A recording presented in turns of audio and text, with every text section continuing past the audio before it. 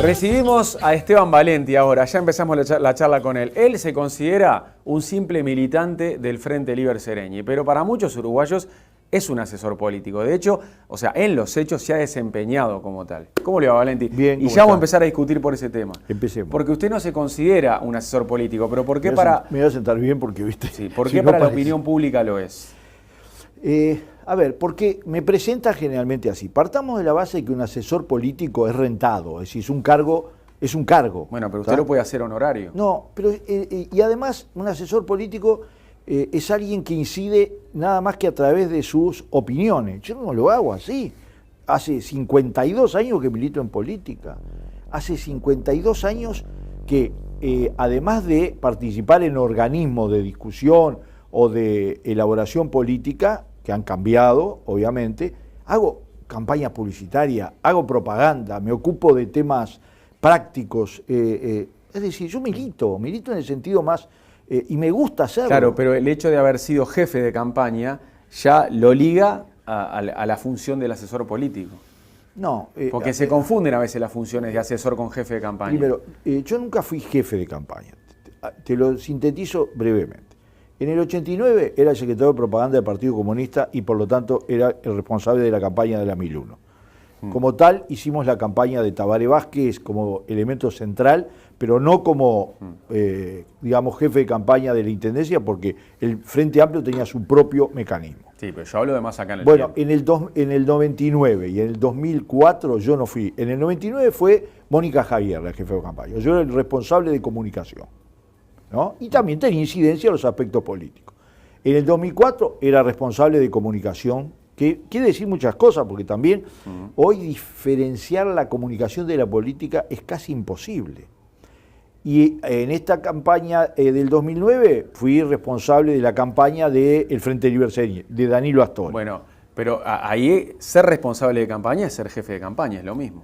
Sí, pero te estoy diciendo... Fue de Astori en la interna contra Mujica. Y después de Astori... del Frente Liber Seregni para las nacionales. En alguna cosa participé en la campaña general cuando se puso más pesada, cuando salieron esos videos contra la fórmula, ¿te acordás aquellos de el depósito de armas, esas cosas? Sí.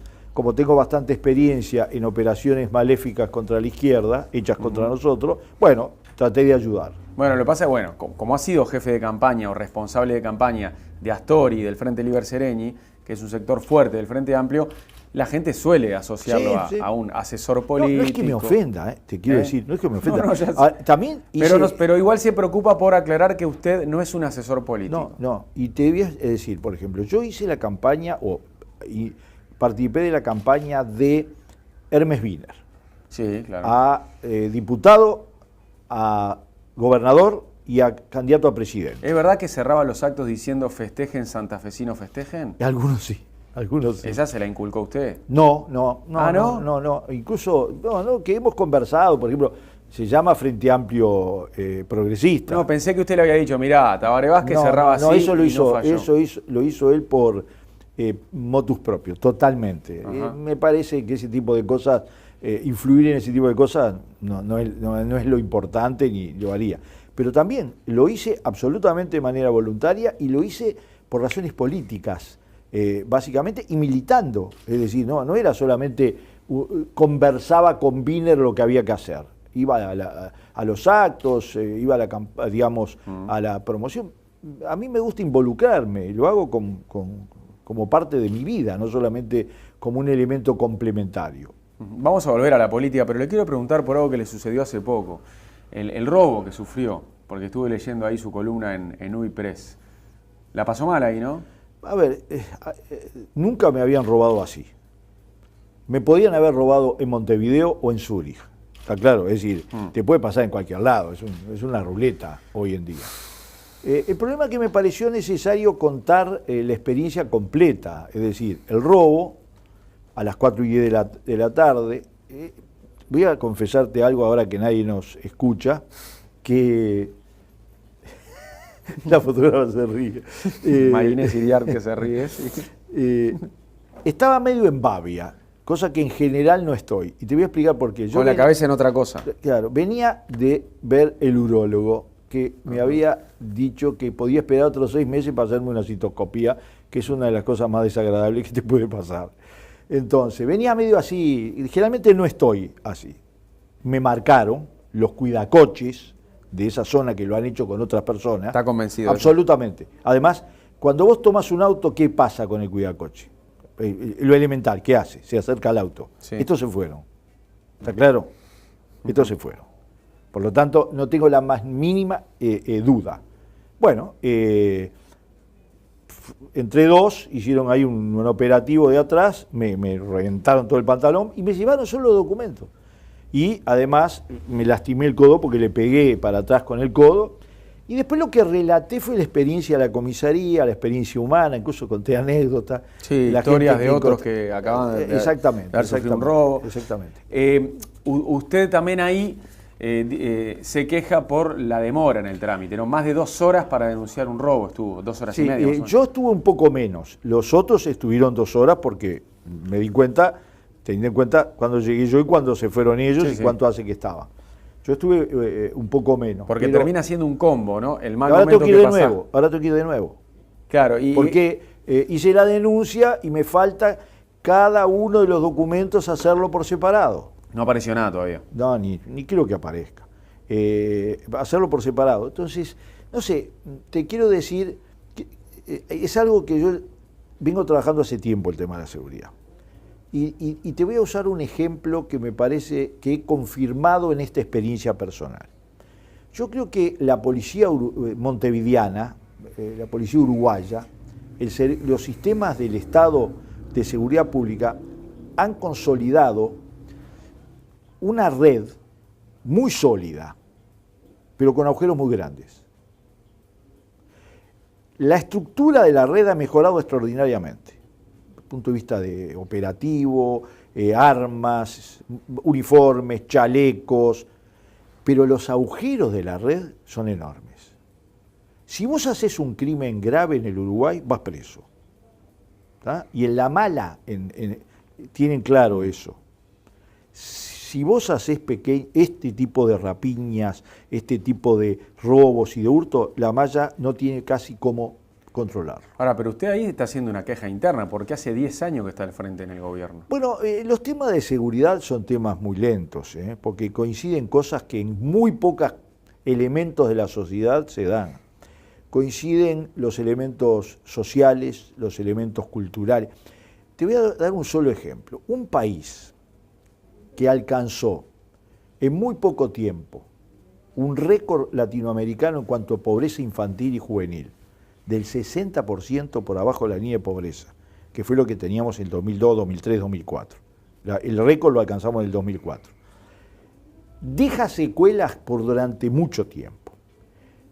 Te digo lo contrario. La izquierda creyó, incluyéndome a mí, que mejorando la situación social automáticamente o en una medida bastante proporcional iba a mejorar el tema de la seguridad. Y no sucedió en absoluto. Hoy tenemos 10% de pobreza, 20% de pobreza entre los menores de 18 años, ¿no? Por lo tanto, ha cambiado radicalmente la situación, radicalmente, y sin embargo no hay la misma proporción, al contrario. Pero además, simultáneamente, hay que tener en cuenta una cosa, tenemos 10.000 presos. Somos el país de América Latina con la mayor cantidad de presos por habitantes. Superamos a Chile. Por lo tanto, no es cierto que no se lleva a la gente presa, no es cierto que no se la procesa. Es un proceso, es un mecanismo mucho más complejo y lo peor que hay en materia de seguridad es autoexplicarse los problemas.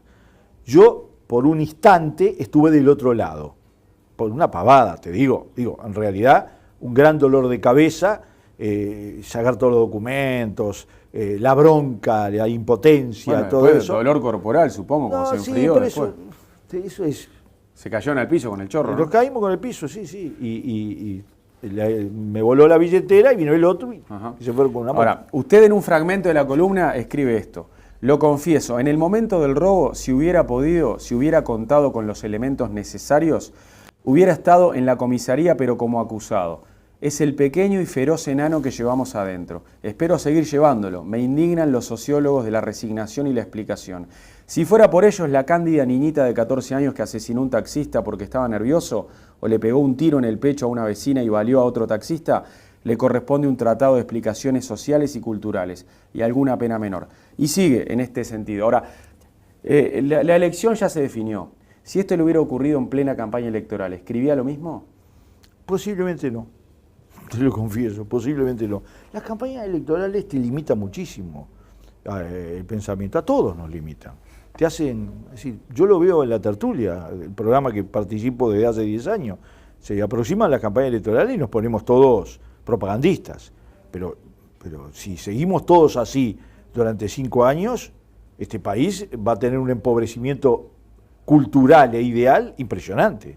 Hay que tener capacidad de reflexión.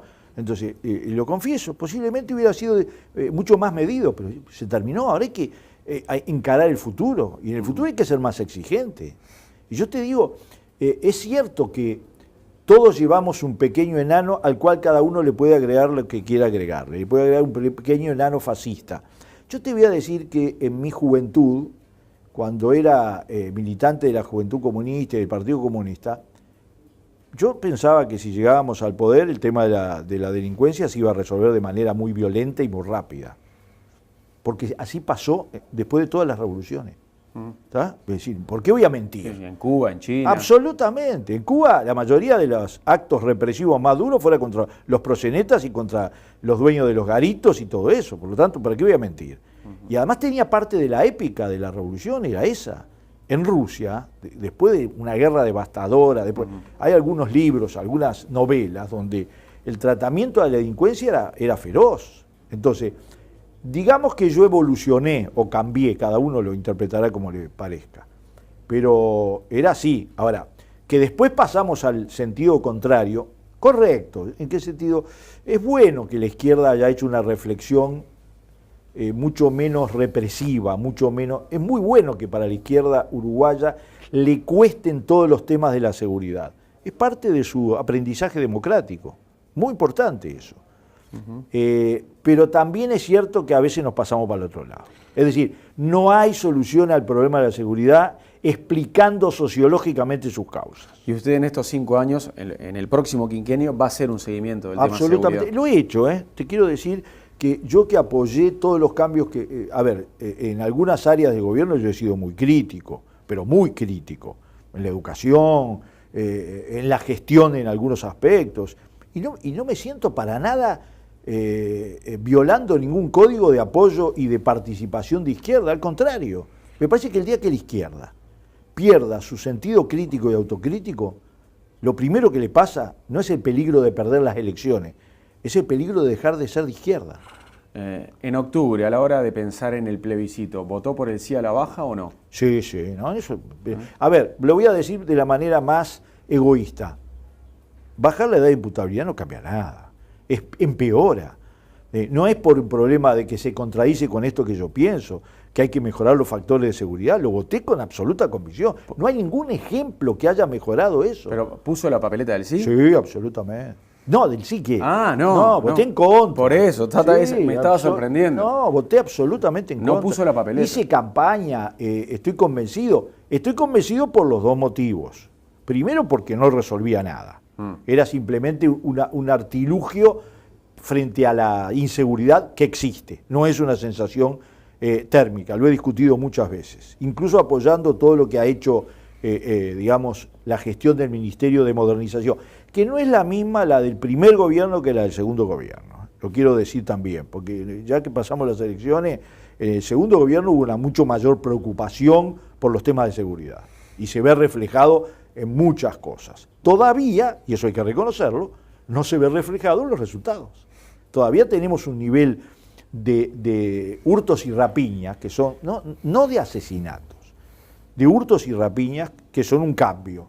Y yo apoyo totalmente el compromiso que asumió Tabaré Vázquez en cuanto que hay que detener el crecimiento y después comenzar un proceso de caída de los hurtos y rapiñas. Eso sería un cambio, yo te diría histórico, porque iría en contra de la tendencia que se da en toda América Latina, donde efectivamente el fenómeno es terrible. Pero además, te quiero señalar un aspecto que me parece clave. Uno de los grandes cambios que ha habido en América Latina negativo el mayor peligro para la democracia y para la política en América Latina es el narcotráfico. El narcotráfico influye en el tema de la inseguridad de manera muy importante. Fíjate, esta banda de sicarios que mataba por 3.500 pesos, le pagaban con 50 dosis de pasta base. Estaba absolutamente vinculado al tema del ajuste del mercado de la pasta base. 3.500 pesos por una vida. En Uruguay eso es un cambio histórico que hay que registrar y combatir de manera feroz.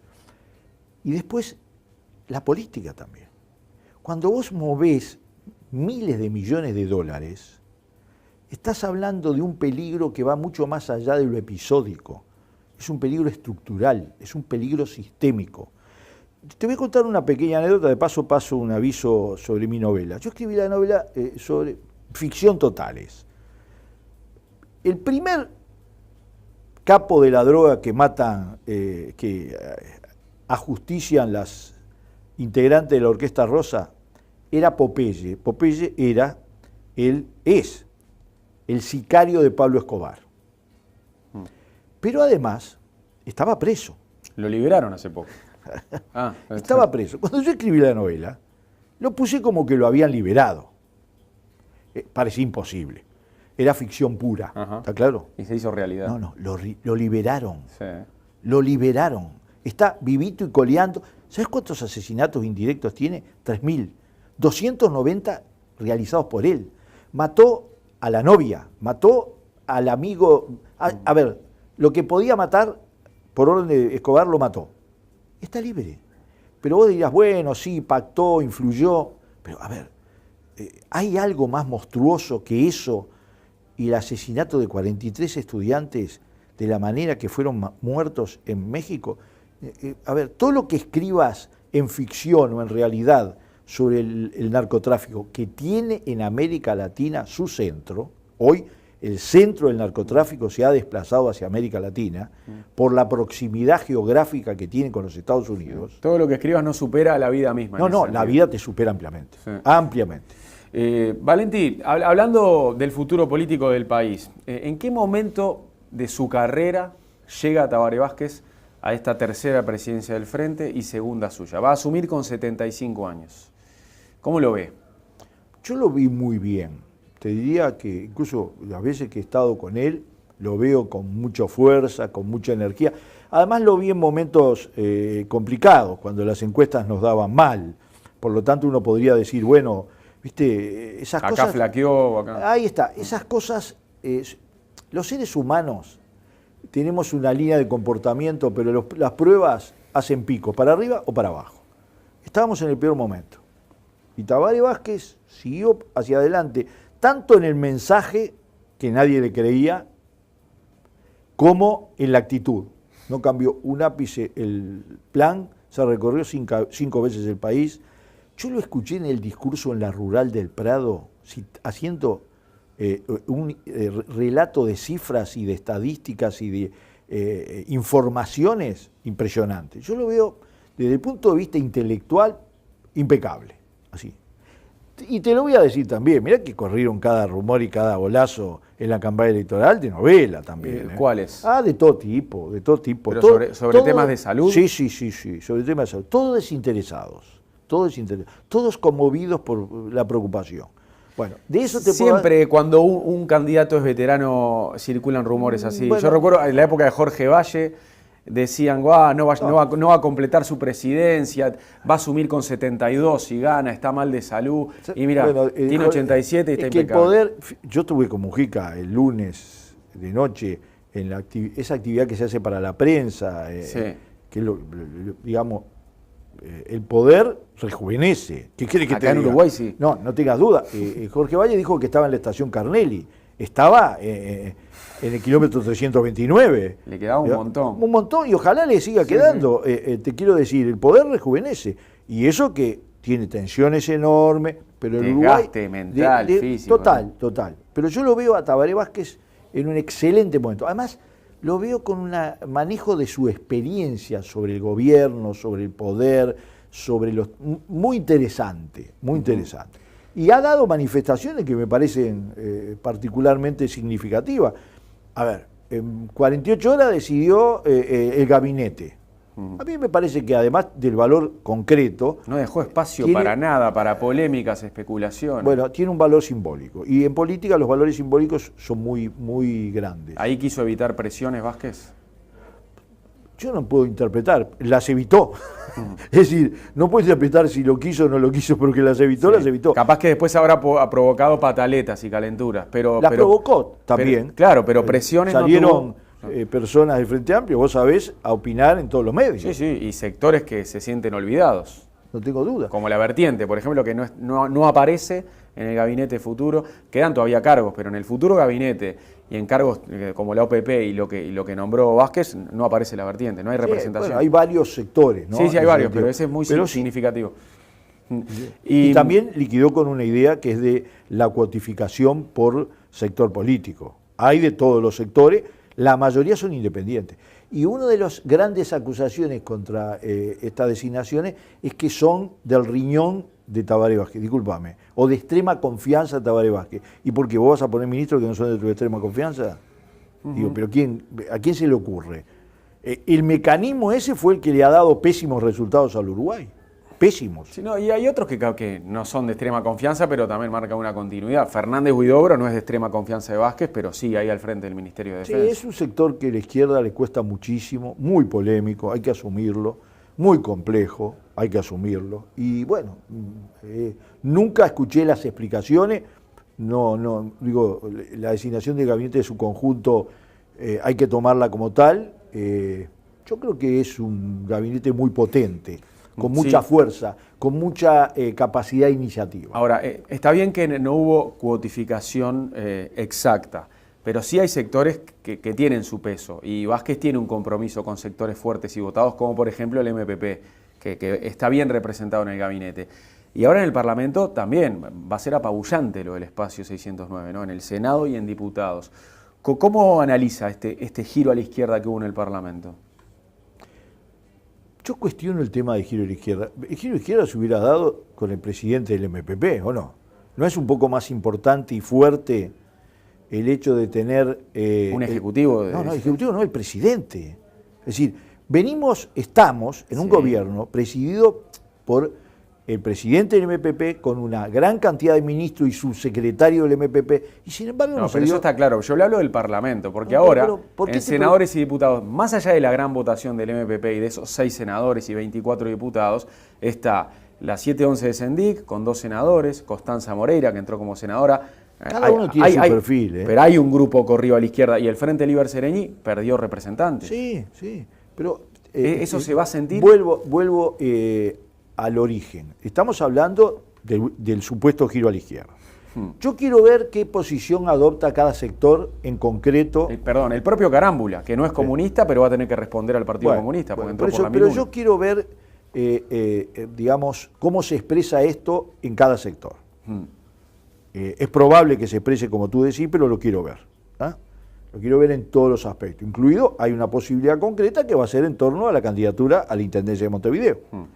Entonces, el otro aspecto importante es que si hubiera habido una fuerte tendencia del giro a la izquierda, se hubiera producido durante la presidencia de José Mujica, donde tenían una amplia representación parlamentaria, muy amplia, donde además el presidente de la República, nada menos, era de su sector, y sin embargo, ¿cuál es el tono dominante de lo que sucedió en estos 5 años en el gobierno del Frente Amplio?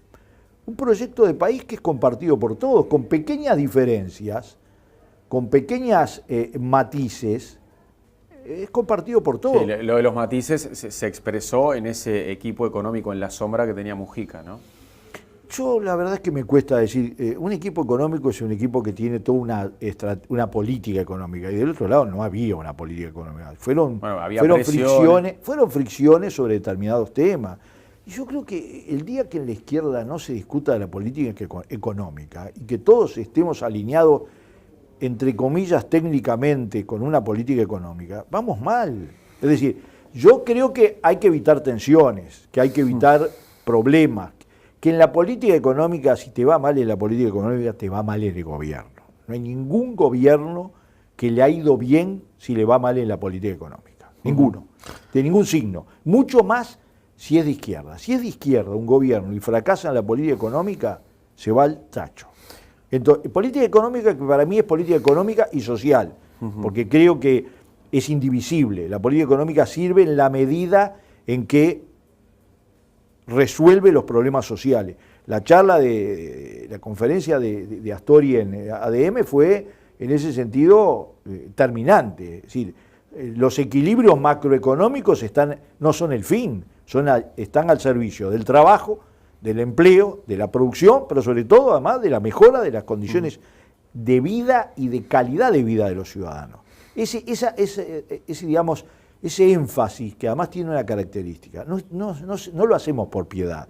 Piedad tiene todo el mundo. Yo no voy a decir que la izquierda tiene el monopolio de la piedad. ¿Por qué? Lo que tiene es una visión de que las políticas económicas tienen que estar al servicio de esa mejoría. Es más, tiene una visión todavía mucho más radical. El Uruguay progresó durante 10 años porque mejoró las condiciones sociales. El Uruguay fue uno de los 4 países en el mundo que siguió creciendo durante el periodo del 2008-2009 porque había creado condiciones internas para absorber el impacto negativo externo. No se puede disociar el crecimiento del país de lo que ha sido la política redistributiva del país. Es parte esencial, que es la contradicción más profunda que tenemos con la derecha, que siempre pensó y actuó de manera diferente. ¿Piensa Valenti que esa importante cantidad de representantes volcados a la izquierda en el frente pueden ser un obstáculo para Danilo Astori? No lo pienso. Digo, va a haber que negociar, va a haber que conversar, pero vamos a entender, claro, tenemos un programa que... algunas cosas no se le van a hacer fácil, ahí en el Parlamento. No fueron fáciles tampoco en este gobierno ni en el gobierno anterior. Acordate que en el gobierno anterior, con una correlación, y estoy hablando el de Tabaré Vázquez, sobre un tema casi renuncia el equipo económico entero. Claro, sí. Así que, nunca tema es de la fácil. educación. Claro, nunca es fácil. No somos. Y después está el famoso tema del TLC, que se lo trancaron también. Sí, pero te digo, nunca es fácil. Y yo prefiero tener una visión compleja a tener una visión idílica de los procesos. Porque cuando uno está en un frente que representa el 50% del país en la elección, 53% desde el punto de vista de la votación de Tabaré Vázquez, ¿no? Y representa la diversidad social, cultural, ideológica y política, tiene que partir de la base de que va a tener que negociar, que va a tener que discutir, que va a tener que elaborar. Pero no todos son cifras, no todos son números, no todos son porcentajes. Hay problemas de ideas, hay problemas de claridad en el rumbo, hay problemas de forma de gestión. Una de las cosas que se instaló en la campaña electoral es que la gestión era una especie de elemento neutro, profesional. No es cierto. Hoy, para la izquierda uruguaya, el desafío ideológico y político más importante es la gestión. Es transformar las mayorías ciudadanas en resultados. Y los resultados se obtienen a través de la gestión. La gestión es política.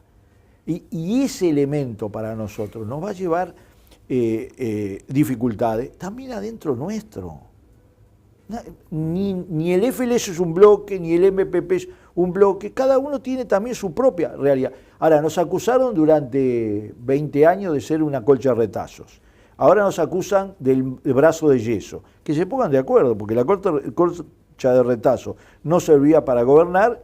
El brazo de yeso es la expresión de que discutimos, negociamos y gobernamos, porque si no, no podés gobernar, y que nosotros, a diferencia de la unión entre el Partido Colorado y el Partido Nacional, nunca hicimos como en la crisis del 2002, 2003, 2004, que el Partido Nacional desembarcó del gobierno de Jorge Valle en el momento más duro, más dramático, y lo dejó solo.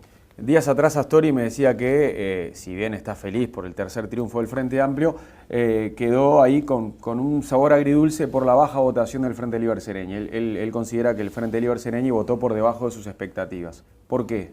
Bueno, primero porque Danilo Astori es muy ambicioso en materia política y está muy bien. Eso lo ha hecho el personaje político que es. ¿Y por qué no votaron como esperaban? No, yo te voy a decir mi opinión sobre eso.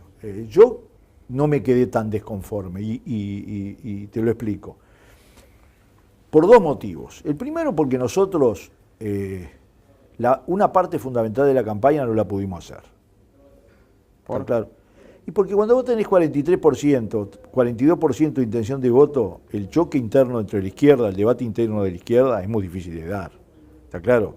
Es decir, ponerse a discutir, vote la coherencia de una política económica, implicaba riesgos políticos en la campaña muy negativos. ¿Tá?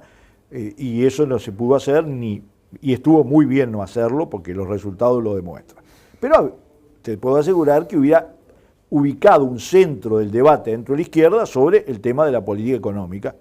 Te voy a hacer una pregunta. ¿Vos escuchaste en los 2 meses previos a las elecciones algún grupo del Frente Amplio, algún dirigente del Frente Amplio que hablara sobre la política económica de manera crítica? ¿Escuchaste uno? No. No. Sin embargo, los escuchaste a lo largo de los 4 años y medio previos, ¿no? ¿Sí o no? Sí. Bueno, entonces... Cuando había pulseadas ahí está. Entonces, digamos que la parte positiva tuvimos que desparramarla entre todos y ponerla al servicio de todos, y estuvo muy bien. Los méritos fueron compartidos. Y estuvo muy bien, estuvo muy bien. Porque en realidad, vamos a decir, se pudo aplicar porque Mujica fue parte esencial de ese proceso. Si Mujica hubiera decidido otra cosa, no se aplicaba, aunque tuviéramos el Ministerio de Economía. Eso es fundamental. No estoy diciendo un gesto generoso y unitario. Estoy diciendo la verdad, la pura y cruda verdad. Ahora, era un tema polémico que nos hubiera venido muy bien para crear determinadas... en las elecciones, lo que uno trata, si yo aprendí algo en todos estos años de hacer campañas electorales, es de fijar las líneas de alternativa. Cuando la izquierda logró en el país que la línea alternativa fuera la verdadera, las encuestadoras no lo registraron, pero la sociedad lo registró. ¿Ah? Es decir, cuando logró que la línea de alternativa era la continuidad de la política económica, la continuidad de la política social, la marcha del país en general, aún teniendo problemas de seguridad y educación, ese era el tema central, ahí cambió la tendencia electoral. ¿Tá? No es cierto que las encuestadoras se equivocaron en todo. El 25 de agosto los datos que teníamos de múltiples fuentes eran malos. ¿Tá? Eran malos. Lo que no hicieron las encuestadoras y están obligadas a hacer es a registrar los cambios. Había 12 o 13% de indecisos. Lo que pasa es que la mayoría de esos indecisos eran potencialmente votantes de izquierda.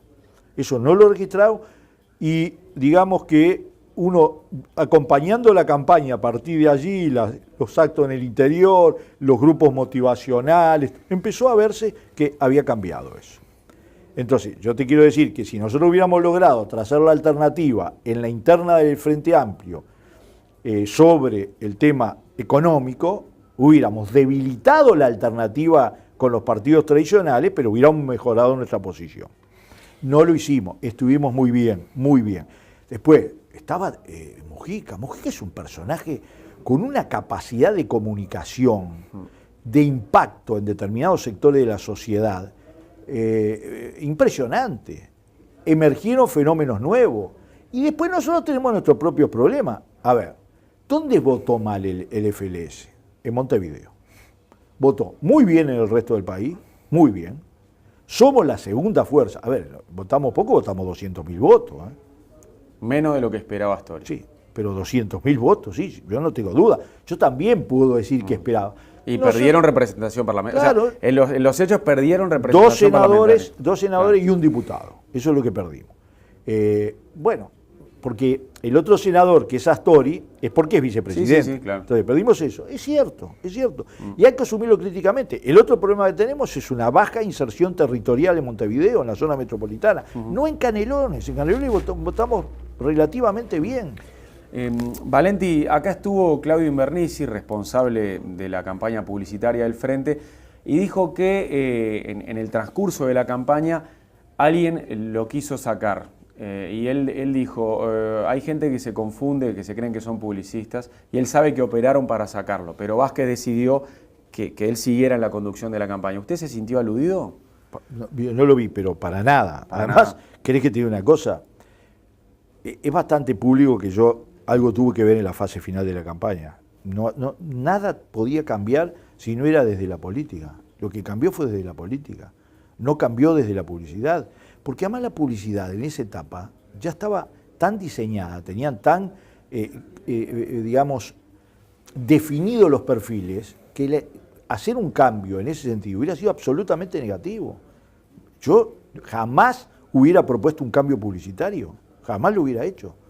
A mí me parece que lo más importante fueron los hechos políticos. Y ahí es donde tenía que poner el acento a la izquierda, no en los cambios publicitarios. Ponerlo en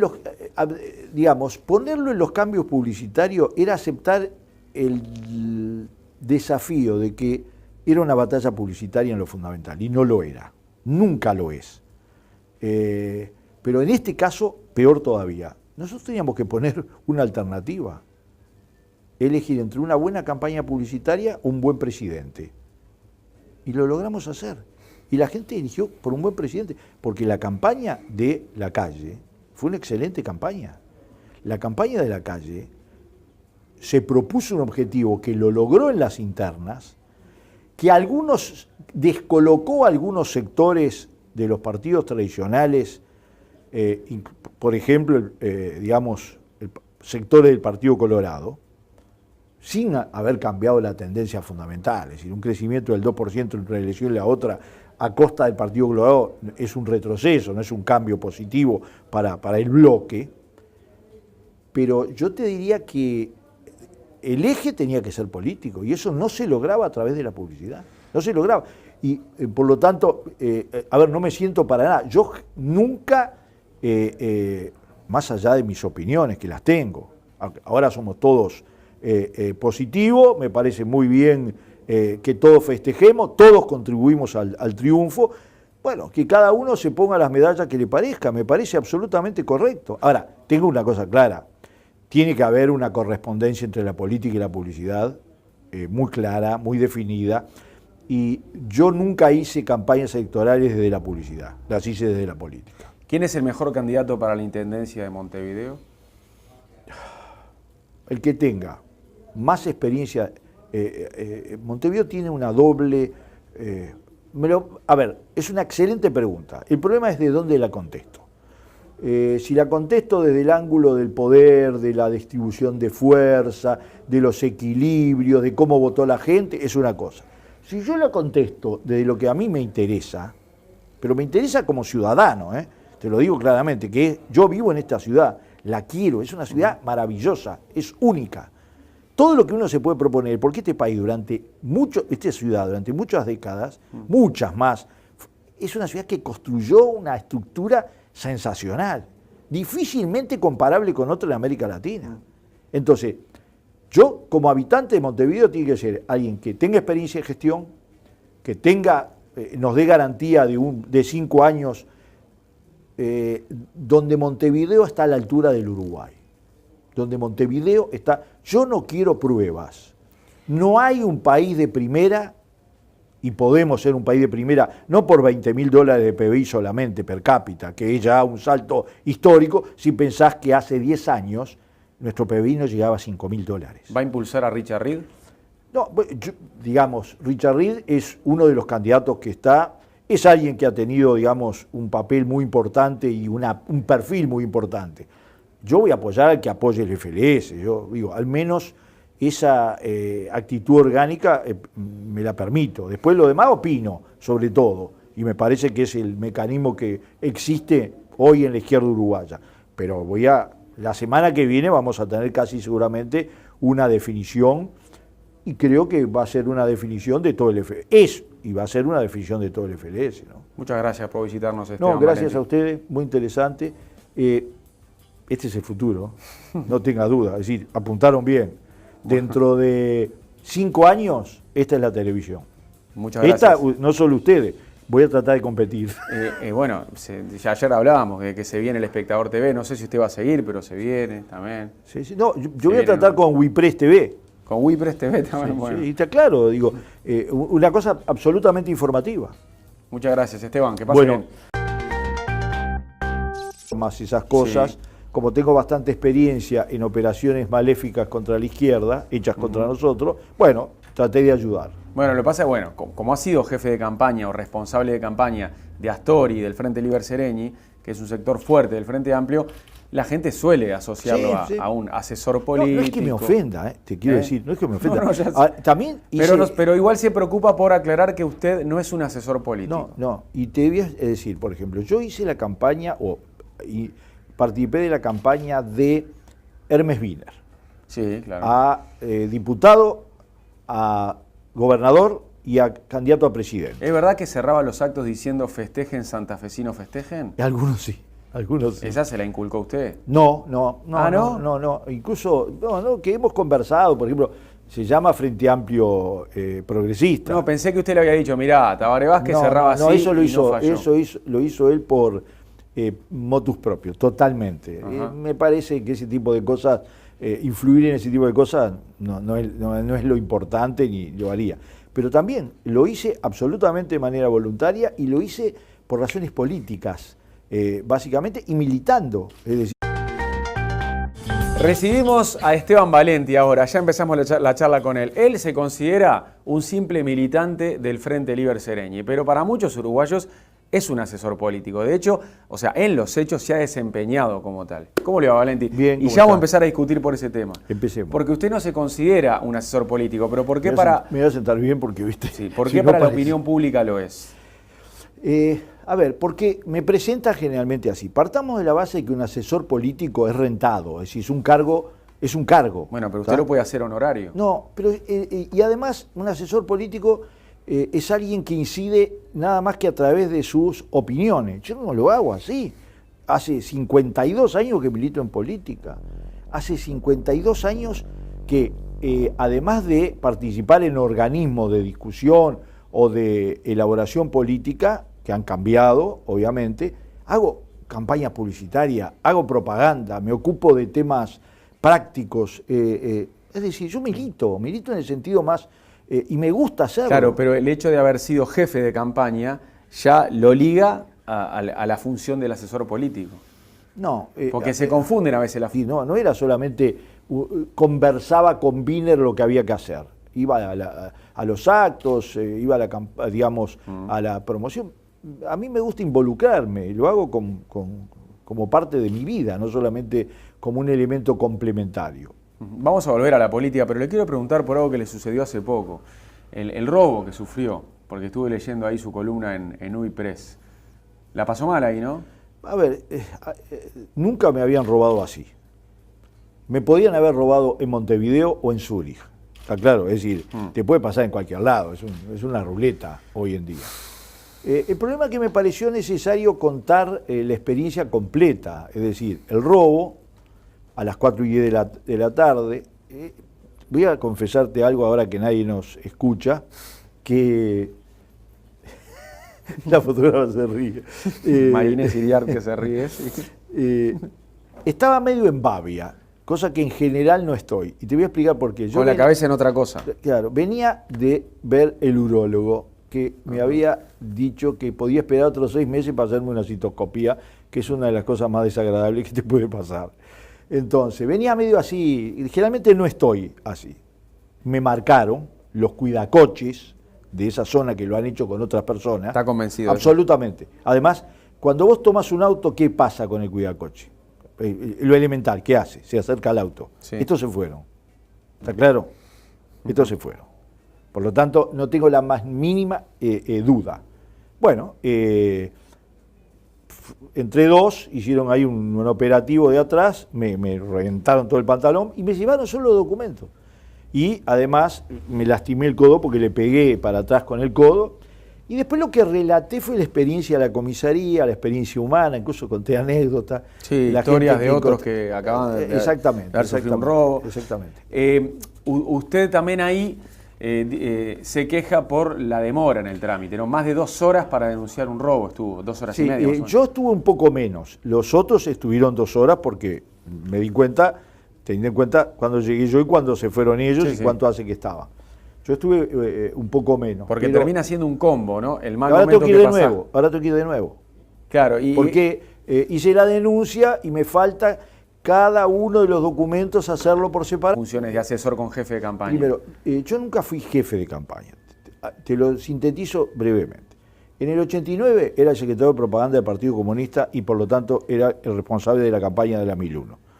Como tal, hicimos la campaña de Tabaré Vázquez como elemento central, pero no como, digamos, jefe de campaña de la Intendencia, porque el Frente Amplio tenía su propio mecanismo. Sí, pero yo hablo de más acá en el Bueno, tiempo. en el 99 y en el 2004 yo no fui. En el 99 fue Mónica Javier la jefe de campaña. Yo era el responsable de comunicación, ¿no? Y también tenía incidencia en los aspectos políticos. En el 2004 era responsable de comunicación, que quiere decir muchas cosas, porque también hoy diferenciar la comunicación de la política es casi imposible. Y en esta campaña del 2009 fui responsable de la campaña del Frente Libre Sereñi, de Danilo Astori. Bueno, pero ahí ser responsable de campaña es ser jefe de campaña, es lo mismo. Sí, sí, pero te estoy diciendo... Fue de Astori en la sí. interna contra Mujica. Y después de Astori... del Frente Libre Sereñi para las nacionales. En alguna cosa participé en la campaña general cuando se puso más pesada, cuando salieron esos videos contra la fórmula, ¿te acordás aquellos del depósito de armas?